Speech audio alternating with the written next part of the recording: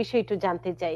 Asylum কেসেও অনেকে অনেক দিন ধরে অপেক্ষা করছেন আমেরিকার ভেতরে। আপনার রিসেন্ট অনেকগুলো অ্যাসাইলাম কেসের সফলতা এসেছে। তো যারা দীর্ঘদিন ধরে অপেক্ষা করছেন, রিট অফ ম্যান্ডামাস বলি, যেভাবেই বলি, হুম, তাদেরকে কোনো তড়িৎ গতিতে এগিয়ে আনা সম্ভব? কিংবা তাদের কি ধরনের পরিস্থিতি হবে ট্রাম্পের আমলে? আম যদি অ্যাপ্লিকেশনটা যদি আপনার অ্যাসাইলাম অ্যাপ্লিকেশনটা আমরা যদি দুভাগে ভাগ করে থাকি। একটা হচ্ছে কি যাদের অ্যাসাইলাম অ্যাপ্লিকেশন রয়েছে অ্যাসাইলাম অফিসে, আরেকটা হচ্ছে কি যাদের অ্যাসাইলাম অ্যাপ্লিকেশন রয়েছে কোর্টে। আ যদি আমি অ্যাসাইলাম অ্যাপ্লিকেশনের আবেদনটার কথা বলে থাকি, তাহলে সেক্ষেত্রে সাধারণত প্রসেসটা অনেক স্লো হয়ে থাকে অনেক সময়।